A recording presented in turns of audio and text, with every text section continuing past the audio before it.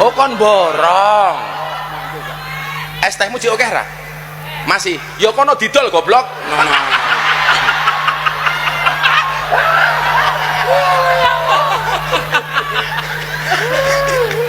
Dolen dhisik, engko lak rong payu wis takdir. Ngono. Jadi ana cerita tasawuf niku, ana bakul es karo bakul bakso niku jejer. Sing bakul es niku ndonga, ya Allah muga-muga hawane panas. Soale lak panas ngombe es rasane seger. Sing bakul bakso ndonga, ya Allah Gusti muga-muga udan adem. Tuai kritik usai menghina penjual es teh, Miftah Maulana Habibur Rahman minta maaf. Utusan khusus Presiden Bidang Kerukunan Beragama dan Pembinaan Sarana Keagamaan Miftah Maulana Habibur Rahman tuai kritik publik. Pasalnya, dalam sebuah video, ia tampak menghina pedagang es teh yang sedang berjualan di antara para penonton dalam sebuah acara pengajian. Insiden itu terjadi ketika Miftah mengisi pengajian dalam rangka Jemagelang Bersholawat di lapangan DRH Soepardi, Mungkit, Kabupaten Magelang, baru-baru ini. Es tehmu jik oke ora? Es tehmu masih banyak enggak? Masih. Yo kono didol, ya sana dijual, GBLK, kata Miftah dalam potongan video. Dolen endisik, ngkolak rung payu ya wes, takdir, jual dulu, nanti kalau masih belum laku, ya sudah, takdir, sambungnya. Pernyataan Miftah itu pun diikuti gelak tawa dari sejumlah orang yang ada di atas panggung. Video itu pun menuai kecaman dari warganet di berbagai platform media sosial. Miftah berharap agar penjual es teh bersedia memaafkannya atas candaan itu. Saya juga meminta maaf pada masyarakat atas kegaduhan ini, yang merasa terganggu dengan candaan saya, yang dinilai oleh masyarakat mungkin berlebihan. Untuk itu, saya minta maaf, ujarnya. Pemimpin pondok pesantren Or Aji itu juga menyampaikan, kejadian tersebut menjadi bahan introspeksi bagi dirinya. Dia memastikan akan lebih berhati-hati ketika berbicara di depan umum, publik, dan masyarakat. Saya juga sudah ditegur oleh Bapak Seskap yang hari ini berada di Kupang untuk lebih berhati-hati menyampaikan pendapat dan pidato di depan masyarakat umum, tutur Miftah. Saya ingatkan ini, saya sangat hormat sama pedagang kaki lima, sama tukang ojol, sama tukang bakso. Si pedagang kaki lima tiap hari keluar, dia dorong itu keringat fisik mencari makan untuk anak dan istrinya. Itu yang kita hormati. Mereka mulia, mereka jujur, mereka halal. Oh kon borong. Es tehmu cik oke ra? Masih. Ya kono didol goblok. Itulah pentingnya adab dulu baru ilmu. Orang yang kadang spontan, di situ kita bisa ngeliat, oh gini sifat aslinya. Lu lihat deh ekspresi bapaknya, diem, mau senyum nggak enak, nggak senyum dia disakitin, dia balik badan pasti makin dihujat. Gue yakin itu pasti namanya orang spontan ya, pasti begitu tuh. Sampai netizen pada ngedoain gini, semoga nanti entah tahun berapa Gus Miftah yang jual es. Emang salah ya guys kalau misalkan bapak-bapak jualan minum di tempat kajian? Hah? Terus dikatain goblok. Dan kiri kanannya pada ketawa lagi. Dan gue yakin setiap orang punya selera ustadznya masing-masing. Tapi beliau gak masuk di selera gue. Karena gue lebih suka ustadznya memang jelas pendidikannya. Oh dari Kairo, oh jurusannya ini, fakultasnya ini, guru besarnya siapa. Kayak misalkan Khalid Basalama, Adi Hidayat, Ustadz Abdul Somad, Hanan Ataki, dan lain sebagainya. Menurut gue jelas gitu loh. Dan Kak Ikram pengen rasanya ngebuka bantuan buat ngangkat derajat bapak ini. Biar yang ngatain dia tadi itu malu. Sekarang kita lihat siapa yang derajatnya diangkat sama Allah dan siapa derajatnya dijatuhin sama Allah. Setuju nggak? Namanya juga manusia, bukan Nabi Boy. Itu pembelaan yang Anda akan lakukan. Oh, tidak bisa. Ini yang namanya Gus nih sering bermasalah ya. Ada yang Gus sedih banget, ada yang Gus suka ngatain orang, ya Allah. Kalau bisa mulutnya dijaga, pakaian sapam kalau perlu. Emang yang namanya Gus-Gus ini, kayaknya lahirnya bukan di rumah sakit, tapi di rumah Uya. Makanya hidupnya nyari masalah terus.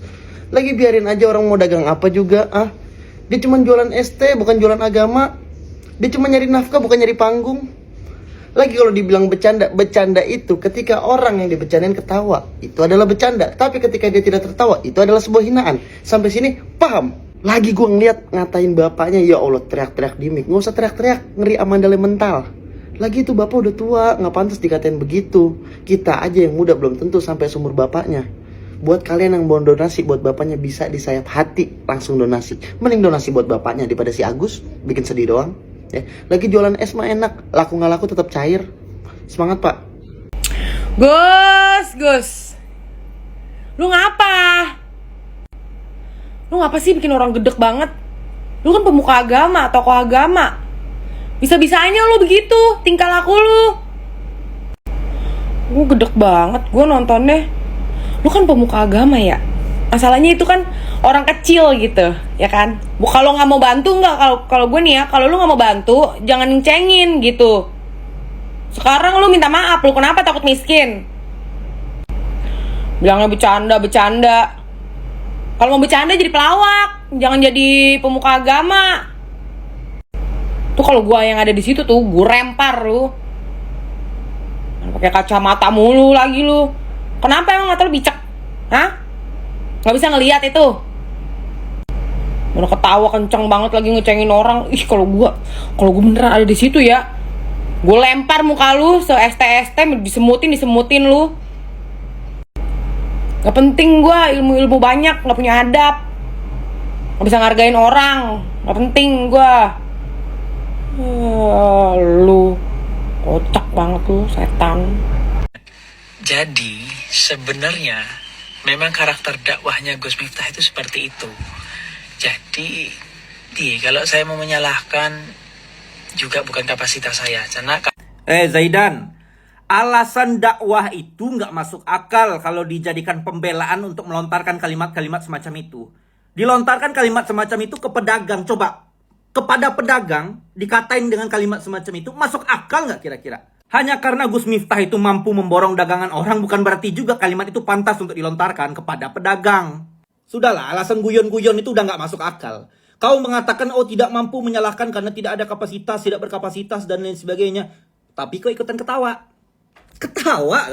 Bisa kau ketawa. Astagfirullah. STmu joker. Masih. Yokono didol goblok. STmu masih banyak kah? Masih, kata si pedagang. Ya, sana kamu jual. Nah, kenapa harus ada kata kalimat gobloknya gitu? Tapi inilah hebatnya Allah Subhanahu wa taala yang menggerakkan suasana dan keadaan, membolak-balikkan suasana dan keadaan. Gus Miftah yang awalnya terkenal sebagai bapaknya wong cilik ya, yang sayang sama pedagang kaki lima, pedagang asongan, kalau boleh buat majelis, dagangan orang diborong semua, dibagi-bagikan ke jamaah. Tapi malam itu entah kenapa, apa yang ada di pikiran Gus Miftah, beliau bergurau dan bercanda, tidak membeli, bahkan mengeluarkan kalimat yang kasar, goblok. Goblok itu nggak enak didengar, guys.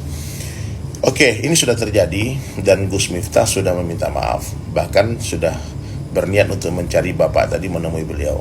Jadi nggak mungkin Gus Miftah itu sengaja untuk menghinakan, membuli bapak tadi. Cuman ini yang harus kita pelajari nih hikmahnya nih, itu harus kita bahas nih. Kenapa sebagian orang tertawa mendengar Gus Miftah bilang goblok itu, bahkan bukan hanya sekedar tertawa, bahkan ada yang mau guling ke belakang, ada terbahak-bahak ketawanya. Jemaahnya semua ketawa juga. Yang tidak tertawa cuma si bapak dan seluruh netizen. Kenapa? Karena itu potongan video dan kita nggak connect dengan Gus Miftah waktu itu. Jamaah yang ada di panggung dan di bawah panggung itu ibarat orang nonton konser. Itu Gus Miftah sudah sambung hati dengan mereka, sehingga apapun guyonan, bercandaan yang keluar bagi mereka tetap terdengar indah di telinga mereka, sehingga bagi mereka tidak ada masalah kalimat goblok itu. Tapi si bapak nggak connect dengan Gus Miftah, ya, ibarat main gitarnya nggak stem ini. Ketika mereka digencreng sama Gus Miftah, terdengar nggak enak. Sehebat apapun pemain gitar, kalau dia gencreng gitar yang tidak stem, pasti akan terdengar fals, tidak enak. Nah, jadi inilah kenapa sebagian orang tertawa, sebagian orang marah. Ya, kita yang netizen pun tidak connect dengan Gus Miftah karena kita hanya menonton video yang sedikit itu. Coba kalau dari awal sudah bergurau, tentu kalian pun akan ikut tertawa seperti orang-orang di panggung itu. Yang di atas panggung itu kiai-kiai, gus-gus, orang-orang hebat. Dan dalam kasus ini, dalam sinetron ini, sandiwara ini, Masya Allah, ini dunia ini panggung sandiwara.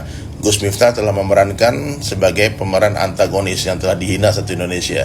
Tapi Alhamdulillah beliau sudah mengakui kesalahan dan minta maaf, introspeksi diri. Dan kita doakan Gus Miftah terus dijaga sama Allah, karena jabatannya sekarang berat, ya, memikul amanah sebagai utusan presiden, harus hati-hati bicara. Dan si bapak luar biasanya lagi, Asbab dibully Gus Miftah, sekarang tak lama lagi insya Allah dia akan jadi miliuner, orang kaya raya deh. Teman saya aja Pak Haji Andre langsung telepon kemarin WhatsApp, dibilang Ustadz, ini saya 10 juta nih, 10 juta untuk Bapak penjual es teh, tolong carikan, suruh dihubungi saya transfer sekarang juga. Dan kemudian juga Clara Sinta video call, dan bahkan banyak yang mau berangkatkan umroh. Masya Allah, Masya Allah. Nah, inilah kuasa Allah ya. Di dalam kesusahan, di dalamnya ada kemudahan. Di dalam kehinaan ada kemuliaan. Subhanallah, suka-suka Allah subhanahu wa ta'ala. Thank you Gus Miftah, terima kasih. Asbab Gus, rezekinya Bapak penjual es teh Allah bukakan.